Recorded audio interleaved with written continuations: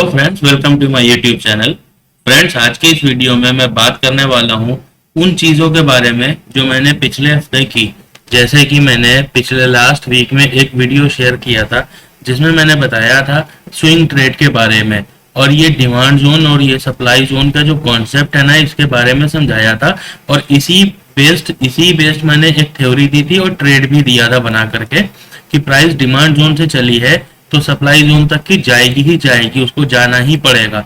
तो price supply zone तक जाती है, अब वो कहीं ना कहीं रास्ते में ट्रेवल करे 1 दिन 2 दिन, लेकिन उसे डिमांड जोन तक आना ही होगा। जो कि प्राइस यहाँ पर ट्रेवल कर रही थी, मैंने कहा था वो आएगी ही आएगी प्राइस, शायद वो एक्सपायरी के दिन आए, और एक्सपायरी के दिन आ गई। मैंने उसके जस्ट उसी दिन मैंने बोला था थर्सडे को कि प्राइस यहाँ तक की आ गई है। अब फ्राइडे को अगर मॉर्निंग में पहले 1 आवर की कैंडल ग्रीन बन जाती है तो हम लोग फिर से एक बार क्या करेंगे, सप्लाई जोन के लिए ट्रेड ले लेंगे, इनिशिएट कर देंगे। अभी देखो मार्केट अभी जहां पर भी बंद हुआ है, अब ये यहाँ पर कुछ टाइम बिताएगा, कुछ टाइम बिताने के बाद में मार्केट फिर से थर्सडे एक्सपायरी तक या वीक के एंड तक यहाँ तक पहुंचेगा, जरूर पहुंचेगा। बैंक निफ्टी का चार्ट है, ये 1 घंटे का टाइम फ्रेम है, 44,500 तक मार्केट पहुंचेगा ही पहुंचेगा। अब कई बार मार्केट यहाँ से टकरा चुका है, इसके बाद अगर ऊपर टकराने के बाद में फिर उसका नेक्स्ट डे यहाँ पर अगर फिर से मार्केट गिरने के संकेत देता है तो हम लोग फिर यहाँ पर डिमांड जोन के लिए ट्रेड अपना बना सकते हैं। उसके बाद मार्केट अगर यहाँ पर इसे तोड़ के ऊपर निकलता है तो हम लोग यहाँ से और ऊपर के लेवल देख सकते हैं, तब हम लोग फिफ्थ टूल का यूज करेंगे, क्योंकि और ऊपर के लेवल तो हमारे पास है नहीं, क्योंकि इससे ऊपर मार्केट गया ही नहीं है। अब इससे नीचे अगर मार्केट आता है तो हमारे पास लेवल मौजूद है, उस हिसाब से हम लोग ट्रेड करेंगे। अभी आज की वीडियो में मैं आपको सिखाने वाला हूं demand zone and supply zone की फुल टू स्ट्रेटेजी, जो आपको 10-20 हजार 50 हजार के कोर्स में पढ़ाई जाती है, आपको पूरे YouTube पर नहीं मिलेगी। मैंने इसमें बताया था कि इसमें इंट्राडे ट्रेड भी बना सकते हैं, लेकिन कैसे बनाते हैं ये नहीं बताया था। तो कुछ लोगों की क्वेरी है कि इंट्राडे ट्रेड कैसे बनाना है, हमें वो भी बताए। तो मैं उसके लिए आज हाजिर हूँ, मैं यहाँ पर बताऊंगा कि आपको इंट्राडे में ट्रेड कैसे बनाना है, डिमांड जोन और सप्लाई जोन को प्रीवियस हिस्ट्री देख करके। और आप अगर चाहते हो, जैसे कुछ टूल है जो गूगल पे बहुत ज्यादा फेमस है, यूट्यूब पे बहुत फेमस है, जिसमें ऑप्शन चेन डेटा देख करके ट्रेड किया जाता है 4 मैजिकल लाइंस के ऊपर, तो मैं उसके ऊपर भी वीडियो बना दूंगा। मैं उस पर भी ट्रेड करता हूँ और बहुत ही आसान थ्योरम है वो, इतना ज्यादा डिफिकल्ट नहीं है। हालांकि बहुत से लोग यहाँ पर अब यही डिमांड जोन और सप्लाई जोन को ले लो, ये बहुत ही इजी कॉन्सेप्ट है, बहुत ही इजी कॉन्सेप्ट है। लेकिन अब कोर्स की वैल्यू बढ़ानी है, 40,000 50,000 करनी है, तो यहाँ पर हमें कुछ ना कुछ वैल्यू ऐड करनी पड़ेगी एक्स्ट्रा, जो इंसान के कुछ समझ से बाहर हो, दिमाग में ना बैठे और फिर वो थोड़ा कंफ्यूज हो, सीखने के लिए और आगे बढ़े, उसे कुछ इंटरेस्टिंग लगे, ताकि वो उतना पैसा दे, उसके लिए उसको लगे कि हाँ ये कोर्स उतना महंगा है, जबकि ऐसा होता नहीं है, बहुत ही ईजी है। देखो यहाँ पर सप्लाई जोन और डिमांड जोन का कॉन्सेप्ट सीधा ये होता है कि यहाँ पर और यहाँ पर बैठे हैं सेलर्स और बायर्स, ठीक है। यहाँ पर बैठे हैं कॉल राइटर्स, यहाँ पर कौन बैठा है मैं लिख देता हूं ताकि आपको समझ में आ जाएगा। यहाँ पर बैठे हैं कॉल राइटर्स, ठीक है। अब ये जब यहाँ पर कॉल बेचते हैं, यानी राइट करते हैं, कॉल बेचने को कॉल राइटिंग कहते हैं। जब यहाँ पर इन्होंने बेचा, जब बेचेंगे तो प्राइस क्या होगा, नीचे गिरेगा ना, तो प्राइस यहाँ से नीचे गिरता है। अब जब प्राइस नीचे गिरता है तो यहाँ पे मैक्सिमम नंबर में बैठे हुए हैं कौन, बायर्स। क्यों, अब जब हद से ज्यादा चीज बिक चुकी है तो वो कहीं ना कहीं से तो खरीदी जाएगी। कहाँ पे बैठे हैं बायर्स, ये हमें पता कैसे चलता है, अब इसके बारे में बात करते हैं। ये तो हमें पता ही है कि जब सेलर सेल करता है तो बायर बाई करता है, जब बायर बाई करता है तो कोई ना कोई उसे सेल कर रहा होता है, माल एक दूसरे में एक्सचेंज होता है, ये तो हमें सबको पता है। अब ये डिसाइड कहाँ होता है कि मैं डिसाइड कैसे करूं, आपके मन में ये क्या सोच होगी कि मैं डिसाइड कैसे करूं कि कहाँ पे कॉल राइटर्स बैठे हैं, कहाँ पे बायर्स बैठे हैं। देखो इसे जानने का 2 तरीके हैं, एक तो हो गया ऑप्शन चेन, ऑप्शन चेन से आप जान सकते हो लेकिन दूसरा जो तरीका, आसान तरीका है, ऑप्शन चेन हर एक के समझ में नहीं आती इतनी आसानी से, वो है प्रीवियस हिस्ट्री। प्रीवियस हिस्ट्री जैसे कि देखो, प्राइस यहां से ऊपर गई एक लेवल, धीरे धीरे प्राइस ने मूवमेंट किया, ये देखो ये एक लेवल क्रिएट कर दिया, ये डिमांड जोन, ये सप्लाई जोन। अब प्राइस वहां से वापस नीचे आई, थोड़ा सस्टेन नहीं कर पाई, फिर ऊपर गई, फिर वहां से नीचे आई, साइडवेज हुई, लेकिन उसे अपने बायर्स के जोन में आना ही होगा। इसीलिए मैंने उस दिन कहा था कि प्राइस को यहाँ आना ही होगा, चाहे थर्सडे को आए। और देखो थर्सडे को प्राइस यहाँ आ गई, पिछली वीडियो देख रहा मेरी जा करके, वो वेडनेसडे या ट्यूसडे को मैंने पोस्ट की थी, जिसमें मैंने कहा था प्राइस को अब नीचे आना ही होगा, आंख बंद करके ट्रेड ले सकते हो यहाँ पर पुट का। और देखो कितना बढ़िया टारगेट हमें दे के गई। तो खैर अभी हम लोग यहाँ पे लेवल ड्रॉ करना सीखते हैं। अगर आपने वीडियो नहीं देखी, मैं पहले बना चुका हूँ रेजिस्टेंस और सपोर्ट कैसे ड्रॉ करते हैं, तो मैं फिर से यहाँ पर आपको बता देता हूँ। हम लोग 1 आवर के टाइम फ्रेम पर सबसे पहले जो हम लोग लेवल ड्रॉ करेंगे वो ड्रॉ करेंगे अपने बड़े टाइम फ्रेम पर, और पहले इसे छोटा करेंगे। पहले देखेंगे कोई पैटर्न नजर आ रहा है क्या हमें। पैटर्न के बारे में तो आप जानते ही होंगे, पढ़ा होगा, ट्राइंगल और ट्रेंड लाइन या कुछ। हाँ ट्रेंड लाइन देखो आपको नजर आ रही होगी यहाँ से, ये देखो है ना, लेकिन अब ये ब्रेक हो चुकी है, अब इसका कोई काम नहीं है। तो इसको अब देखो यहाँ पर बार बार मार्केट का सपोर्ट नजर आ रहा है ना, एक बार, दो बार, तीन बार मार्केट अब यहाँ पर सपोर्ट ले चुकी है। तो इसे ड्रॉ कर लेंगे। कैसे ड्रॉ करेंगे, ये देखो मार्केट का यहाँ का सबसे नीचे वाला हिस्सा, और इसे बॉक्स में ड्रॉ क्यों करते हैं, इसके पीछे का लॉजिक है। क्योंकि कभी भी पर्टिकुलर जो एक लेवल होता है ना, वो एक लाइन नहीं होती है, वो एक जोन होता है। कि यहाँ पर भाई किसी ने यहाँ पर जब भी खरीदारी करी है, तो किसी ने 10 रुपए में भी करी है, किसी ने 11 में भी करी है, किसी में 9 में भी करी है, किसी ने लिमिट ऑर्डर डाले हैं, किसी ने मार्केट ऑर्डर डाले, तो 19-20 चलता रहता है। तो इसलिए वो एक लाइन हो ही नहीं सकती। अब इसमें देखेंगे सबसे रेजिस्टेंस कहाँ है, रेजिस्टेंस वही होगा जो मार्केट का टॉप होगा। मार्केट का टॉप कहाँ है, ये है। अब यहाँ पे प्राइस कै बार आई है, देखते हैं, एक बार, दो बार, तीन बार प्राइस आई है। अब ये हो गया हमारा स्विंग ट्रेड के लिए। अभी इंट्राडे की बात कर रहे थे, तो इंट्राडे के लिए हम लोग लेवल कैसे ड्रॉ करेंगे, उसके लिए हम लोग आ जाएंगे 15 मिनट के टाइम फ्रेम पर। अब पहले उससे पहले एक चीज समझ लेते हैं, प्राइस ने यहाँ इंटर किया है, तो प्राइस को एक बार अगर आप यहाँ पर देखो, टीआरएस देख के, वहाँ टीआरएस की भी बात करूंगा अभी। अगर यहाँ पर आप देखो, आप यहाँ पर अगर बाइंग करते हो, तो आप बेझिझक हो करके अपना एसएल यहाँ रखो नीचे, और बैठे रहो 2 दिन, 3 दिन, 4 दिन, 5 दिन बैठे रहो, क्योंकि प्राइस को फिर जाना ही जाना है अपने सप्लाई जोन के ऊपर। वो 1 दिन में जाए, 2 दिन में जाए, 4 दिन में जाए, लेकिन उसे जाना ही जाना होगा। 100% जाएगी प्राइस, जाएगी जाएगी, क्योंकि जाएगी नहीं तो फिर डेटा नहीं चलेगा ना फिर, समझो बात को। अगर यहाँ पर से बाई किया गया है, तो कहीं ना कहीं बिकेगा भी ना, वो बेचने के लिए कहाँ जाना होगा, यहाँ जाना होगा। अब देखो वापस प्राइस आई यहाँ पर, ठीक है, 3 बार सपोर्ट ले चुकी है। अब हो सकता है कि ये रिटेस्ट हो, एक चीज का हमेशा ये भी ध्यान रखना, ये रिटेस्ट हो। नेक्स्ट डे डिसाइड करेगा हमारा मंडे को प्राइस अगर इसे तोड़ के नीचे आ जाती है, तो ये रिटेस्ट है, फिर ये लेवल बेकार हो जाते हैं, नीचे के लेवल खुल जाएंगे। अब इंट्राडे के लेवल कैसे ड्रॉ करेंगे, 15 मिनट के टाइम फ्रेम पर आएंगे। अब देखो प्राइस यहीं से वापस उठ गई, ठीक है, ऊपर चली गई, तो इसका जो टॉप है, सबसे पहले इसका टॉप मार्क करेंगे, ठीक है। ये इतना बड़ा मार्क क्यों किया है, क्योंकि प्रीवियस डेटा अगर देखो तो यहाँ पे बहुत कंसोलिडेशन है, इसलिए मैंने इतना बड़ा मार्क किया हुआ है। अब सपोर्ट कहाँ है, ये देखो सपोर्ट है, यहीं पर मार्केट ने सपोर्ट बनाया ना, फिर से डिमांड जोन ये बन गई।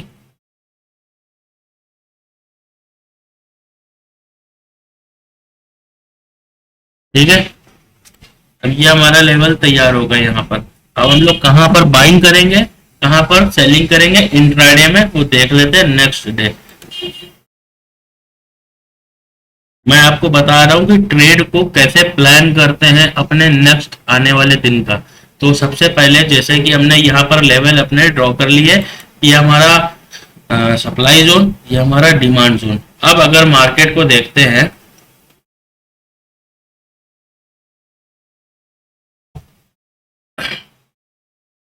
अब मार्केट को देखते हैं, अगर मार्केट गैप डाउन खुलता है इस लेवल में और फिर उसके बाद मार्केट नीचे आता है, तो यहाँ पर सपोर्ट बनाएगा। यहाँ पर आपको कोई ना कोई कैंडल स्टिक या कुछ ना कुछ आपको मिल ही जाएगा बाइंग करने के लिए। तो पहला टारगेट कहाँ पर बनेगा हमारा, ये बनेगा।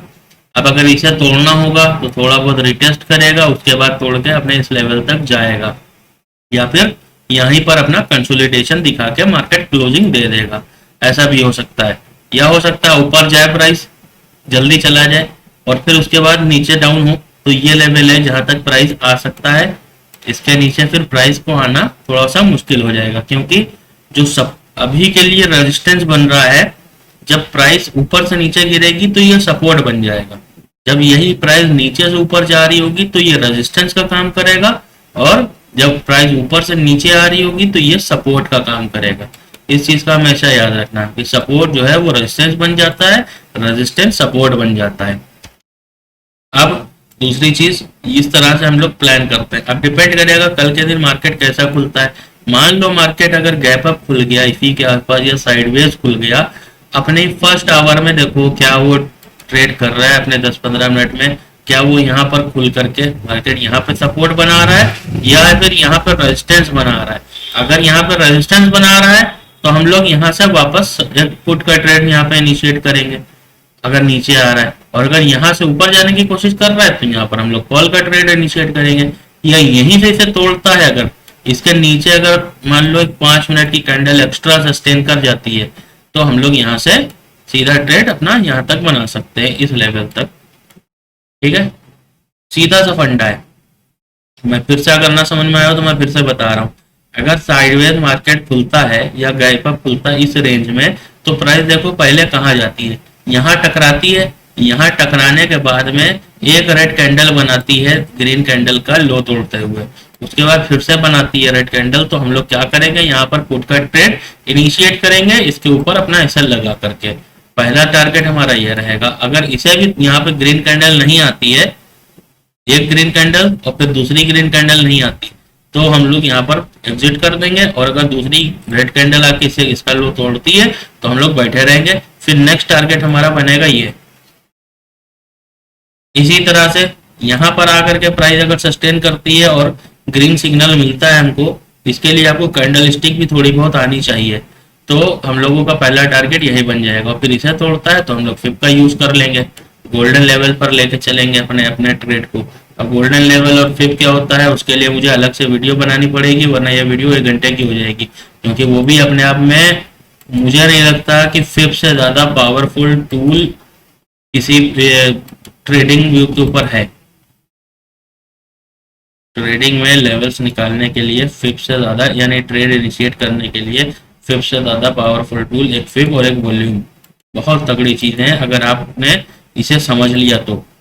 मैं इनके ऊपर भी एक सेपरेट वीडियो बनाऊंगा। फिलहाल इस वीडियो में बात करना तो बहुत ही नामुमकिन है क्योंकि बहुत टाइम हो जाएगा। अभी फिलहाल बात करते हैं दूसरी चीजों के बारे में।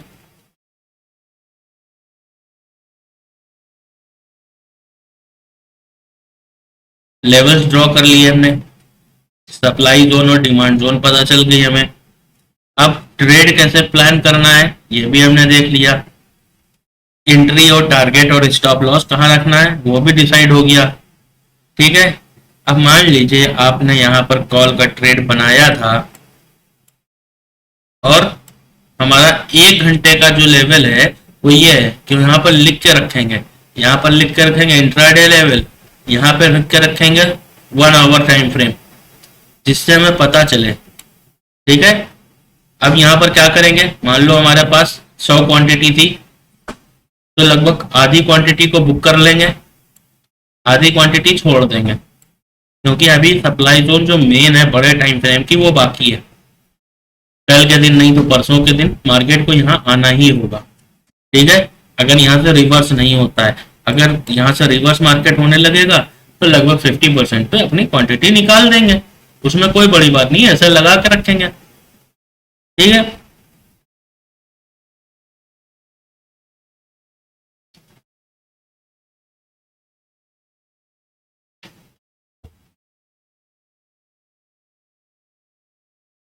अब एंट्री और एग्जिट के एक क्राइटेरिया पर और बात कर लेते हैं।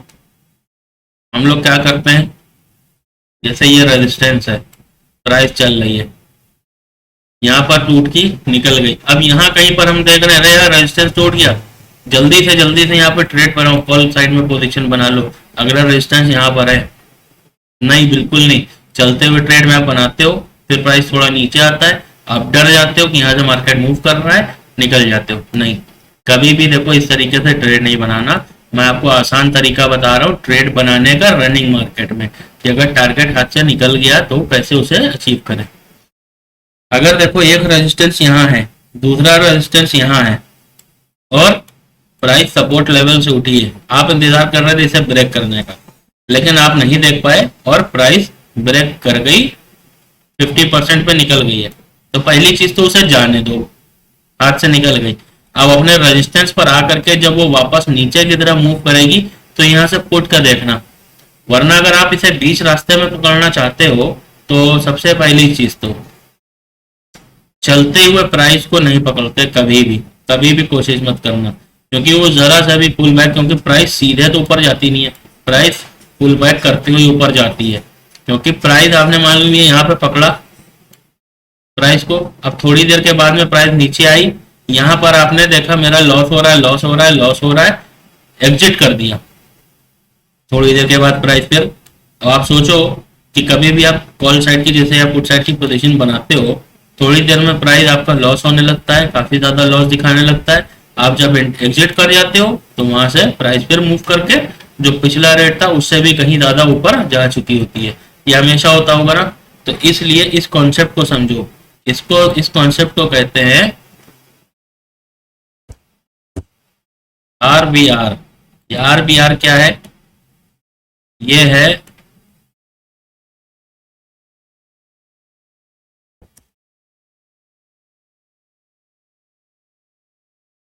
ठीक है। अब इसका मसला क्या है रैली विथ रैली का, देखो मैं बताता हूँ। देखो प्राइस मान लो अपने सपोर्ट से उठी है और ऊपर जा रही है, तो ये रैली कर रही है ना, रैली करेगी थोड़ी देर, उसके बाद जिसने यहाँ पर ट्रेड बुक लिया है वो कहीं पर तो प्रॉफिट बुक करेगा, कम से कम थोड़ी क्वांटिटी तो निकालेगा। मान लो यहाँ पर आए प्राइस, अब थोड़ी क्वांटिटी तो बुक करेगा वो, नहीं 50%, 50%, 25% या 100%। कितने लोग यहाँ पर क्वांटिटी अपनी बुक करते होंगे? जैसे वो क्वांटिटी बुक करेंगे तो प्राइस में एक थोड़ा सी डिप देखने को मिलेगी। अब जैसे ही थोड़ी सी डिप देखने को मिलेगी, बहुत से लोग यहाँ पर डिप का इंतजार कर रहे होते हैं बैठे, कि प्राइस थोड़ा सा नीचे आए तो हम प्राइस को और खरीद लें। या बहुत से लोग यहाँ पे खरीदे बैठे हैं, बहुत सारे बड़े ट्रेडर, उन्होंने यहाँ पर एग्जिट नहीं किया, लेकिन जैसे ही प्राइस यहाँ पर एग्जिट कर दिया, अब प्राइस थोड़ा और नीचे आई और उन्हें दिख रहा है यहाँ पे TRS बनता हुआ, या तो फिर यहाँ से प्राइस को ऊपर निकलते हुए दिख रहा है उन्हें, तो यहाँ पर वो और क्वांटिटी अपनी ऐड कर लेते हैं, प्राइस को एवरेजिंग कर लेते हैं, तो फिर प्राइस यहाँ से बाइंग के लिए चल पड़ती है। फिर उसके बाद एक फिर यहाँ पे डिप देती है, फिर उसके बाद ऊपर जाती है। तो ये जो चल रही है ना, ये है रैली, और ये जो डिप दे रही है ना, ये है बेस। तो इस कॉन्सेप्ट को कहते हैं रैली बेस रैली, यानी कि प्राइस रैली तो कर रही है ऊपर की तरफ, हमें चलती हुई रैली में बाइंग नहीं करनी। जब ये बेस बनाएगी, रैली देगी, बेस बनाएगी, जब बेस बना लेगी तब हम लोग इस बेस को जो है मार्क करेंगे, यहाँ पर ढूंढेंगे अपनी एंट्री और यहाँ पर एंट्री बनाएंगे। फिर उसके बाद में प्राइस ऊपर निकल गई, अब हमारी नजर यहाँ पे पड़ी है, तो हम लोग इंतजार करेंगे कहाँ पर प्राइस बेस बनाता है। यहाँ पर कहीं बेस बना रहा है प्राइस, देखो हमेशा प्राइस इस तरीके से बेस बनाएगा, ज्यादातर पिछले बेस से इसको सपोर्ट मान लो, यहाँ कहीं पर अपनी एंट्री ढूंढेंगे। फिर उसके बाद रैली करेगी प्राइस, रैली करने के बाद फिर कहाँ तक की बेस बना सकती है, ये लेवल यहाँ तक की बेस बनाएगी, यहाँ कहीं पर हम एंट्री ढूंढेंगे। फिर प्राइस यहाँ से ऊपर जाएगी, फिर उसके बाद कहाँ तक आ सकती है, प्राइस यहाँ तक आएगी, तो हम लोग फिर यहाँ पर अपनी एंट्री ढूंढेंगे। समझे? इस पूरे कॉन्सेप्ट को दिमाग में बिठा लो कि हमें एंट्री कहाँ बनानी है। आपका लॉस हो ही नहीं सकता, क्योंकि यहाँ पर छोटा सा स्टॉप लॉस बनेगा, बड़ा टारगेट बनेगा। अगर आप यहाँ पर आकर के अपने रिस्क रिवार्ड रेशियो को मेंटेन रखते हो, अपनी साइकोलॉजी को मेंटेन करते हो, कंट्रोल करके बैठते हो मार्केट में, ये नहीं कि एक ग्रीन कैंडल देखा एंट्री कर लिया, एक रेड कैंडल देखा एंट्री कर लिया, एग्जिट कर दिया, ये नहीं करना मार्केट में। लॉजिक के हिसाब से ट्रेड लेना है, लॉजिक समझो। ये रैली बेस रैली क्यों बनती है ये भी मैंने आपको बता दिया। इस पूरे कॉन्सेप्ट को समझो, ध्यान से सीखो। वीडियो पसंद आए तो वीडियो को लाइक करो, चैनल को सब्सक्राइब करो। मैं आपके लिए और भी अच्छी अच्छी वीडियो बना करके लाता रहूंगा जो आपके लिए बहुत ज़्यादा वैल्यूबल एंड हेल्पफुल होने वाली हैं। ये जो कॉन्सेप्ट मैंने अभी आपको बताया है, ये आपको 10-20 हज़ार 50 हज़ार के कोर्स में मिलने वाला है। फ्री में आपको कहीं पर सीखने को मिलेगा ही नहीं मिलेगा। आप देख लो, कहीं पर भी ढूंढ लो। ठीक है, मैंने आपको इसमें आपको क्या क्या बताया फिर से एक बार रिवीजन कर लेंगे। मैंने यहाँ पर आपको सप्लाई जोन और डिमांड जोन का कॉन्सेप्ट क्या है, बायर्स और सेलर्स होते हैं, ये कॉन्सेप्ट है।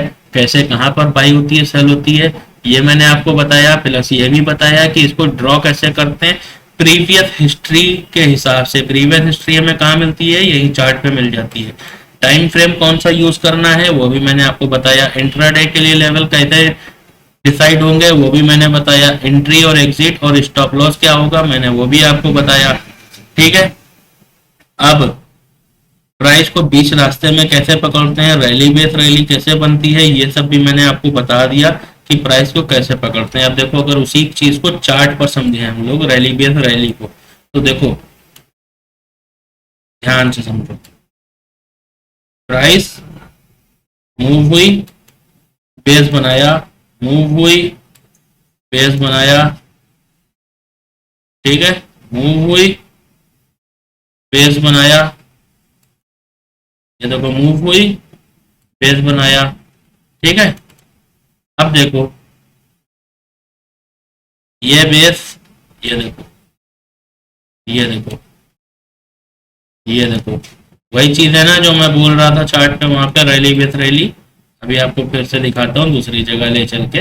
अब ये देखो पुट साइड में, देखो पुट साइड में अगर देखो प्राइस ऊपर से आ रही थी, यहाँ पर जाके बेस बना दिया, फिर नीचे आई, फिर बेस बनाया, फिर नीचे आई, फिर बेस बनाया और नीचे आई, एक हल्का सा बेस बना, फिर नीचे आई, फिर हल्का सा बेस बना, फिर प्राइस नीचे चली गई। समझ रहे हो इस कॉन्सेप्ट को? यही है रैली बेस रैली, चाहे पुट साइड में हो और चाहे कॉल साइड में हो। प्राइस हमेशा इसी तरह से मूव करती है।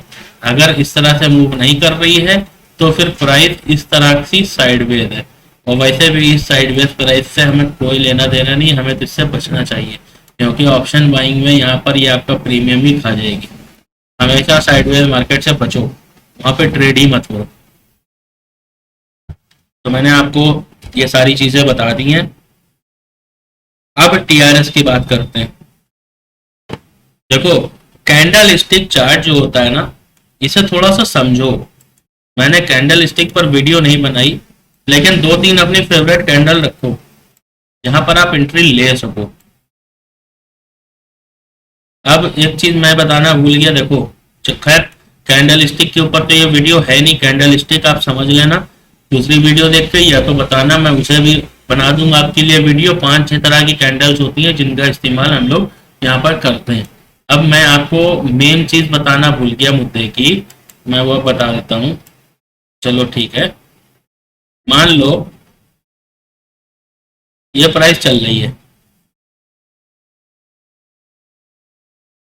ठीक है, तो हमेशा हमेशा याद रखना ये प्राइस है।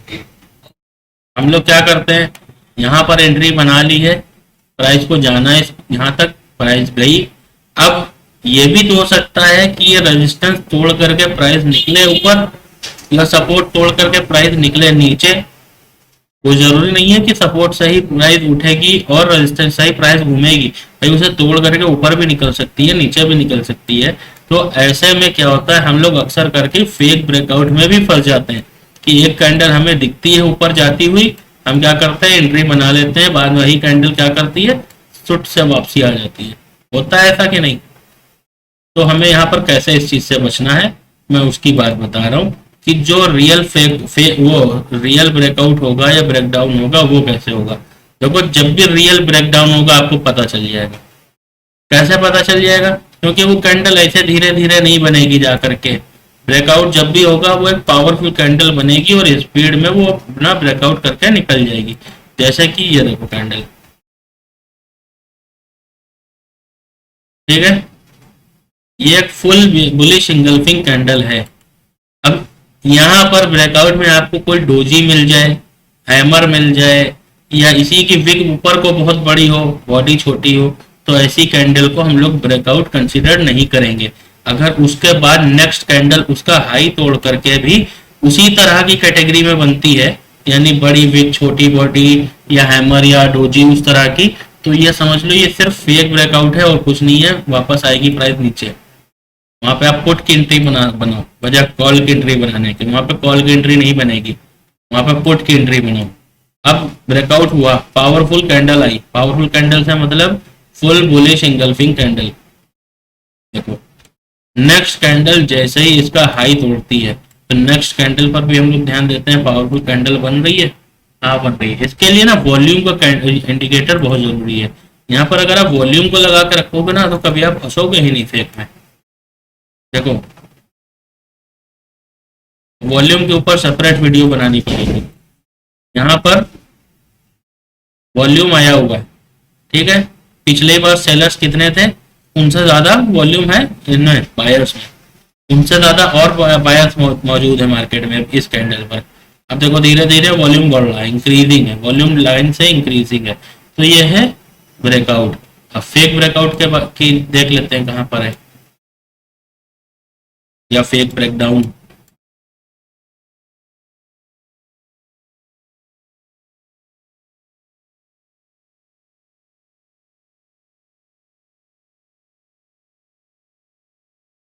ये देखो बहुत लोग यहाँ पे ब्रेकआउट का इंतजार कर रहे होंगे, कितनी ऊपर कैंडल गई, एंट्री मिस हो गई, एंट्री मिस हो गई, वापस से नीचे।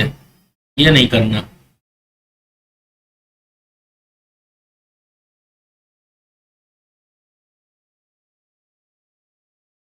तो ब्रेकआउट हमेशा याद रखना, जब भी पावरफुल कैंडल बनेगी तो ही वो ब्रेकआउट आपका रियल होगा। नीचे वॉल्यूम में वॉल्यूम आना चाहिए। चलो ब्रेकआउट का एग्जांपल तो नहीं मिल रहा, लेकिन मैंने थ्योरी आपको बता दी कि फेक ब्रेकआउट को पहचानते कैसे। फेक ब्रेकआउट में हमेशा पावरफुल कैंडल नहीं होगी, फुल बुलिश इंगल्फिंग नहीं होगी। ऐसे ही सपोर्ट में अगर सपोर्ट टूटता है तो सपोर्ट में भी full bullish bearish engulfing candle जो बनती है ना, वो फुल बेयरिश इंगल्फिंग कैंडल नहीं बनेगी। कोई ना कोई डोजी हैमर या इस तरह की बनेगी, या तो फिर कोई ऐसी कैंडल बनेगी जिसकी बॉडी छोटी और नीचे की विक ज्यादा बड़ी होगी, इस तरह की, समझ रहे हो, इस तरह की। और नेक्स्ट कैंडल भी अगर बन गई ना तो वो भी कोई इसी तरह की कैंडल होगी। लेकिन अगर फुल बेयरिश इंगल्फिंग कैंडल बन जाती है, ठीक है, और नेक्स्ट कैंडल भी उसका हाई तोड़ती है, लो तोड़ती है और फुल बॉडी बनती है, तो समझ लेना कि हाँ ये रियल ब्रेकआउट है। इस तरह से हम लोग रियल ब्रेकआउट और ब्रेकआउट ब्रेकडाउन को पहचानते हैं। तो आई होप मैंने इस वीडियो में आपको सब कुछ बता दिया।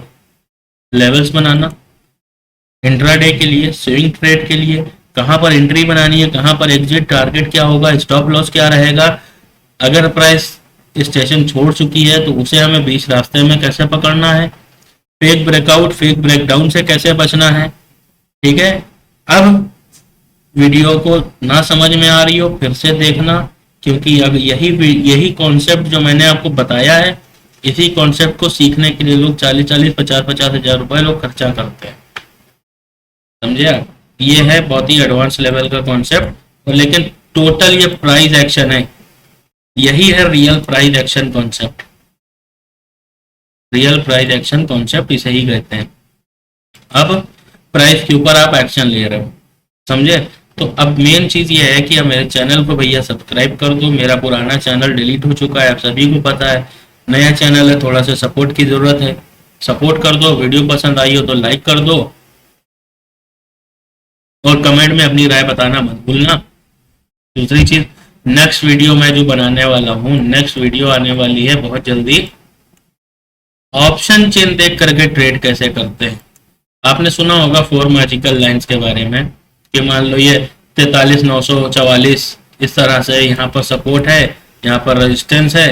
तो हमें क्या देखना है, हमें ट्रेड कहाँ पे करना है, इंतजार करना है। मान लो कि मार्केट अभी यहाँ पर चल रहा है और हमें अभी वहां पर दिख रहा है कि यहाँ पर रेजिस्टेंस है, एक यहाँ पर रेजिस्टेंस है, एक यहाँ पर डाइवर्जन है और एक यहाँ पर सपोर्ट है। हमें ये नजर आ रहा है मार्केट में प्राइस अभी यहाँ पर है। हमें क्या करना है, कहाँ के लिए वेट करना है, यहाँ से हम पुट खरीदेंगे, यहाँ से हम कॉल खरीदेंगे। तो ये कैसे पूरी ट्रेडिंग होती है और ऑप्शन चेन देख करके इसकी एक्यूरेसी 100% क्या 200% कह लो, इतनी एक्यूरेसी होती है। ठीक है, और 100% एक्यूरेट ट्रेड आपका ये जो मैंने अभी आपको थ्योरम समझाया है ना पूरा प्राइस एक्शन, ये भी 100% एक्यूरेसी वाले ही ट्रेड है।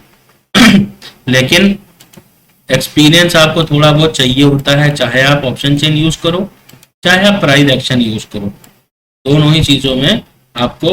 और जब आप दोनों सीख जाओगे ना, ये वीडियो अगर आपको बहुत अच्छी तरीके से समझ में आ गई है या आप जानते हो इसके बारे में, और जब मैं ऑप्शन चेन वीडियो समझाऊंगा तो आपको लगेगा कि ये जो कैलकुलेटर वैल्कुलेटर चला करते हैं ये और प्राइस एक्शन सब कुछ सेम ही है, एक ही चीज है।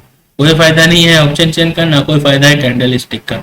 आपके लिए ट्रेडिंग इतनी इजी हो जाएगी कि आप अपने ब्रोकर के ऊपर जाओगे, अच्छा बैंक निफ्टी चल रहा है 43,900, अच्छा सुबह से इतने पॉइंट बढ़ा हुआ चल रहा है, अच्छा कंपोनेंट देख लेते हैं, अच्छा ठीक है मुझे कहाँ ट्रेड लेना है आपको समझ में आ जाएगा, उतने में ही आपको बाकी एनालिसिस करने की जरूरत नहीं पड़ेगी।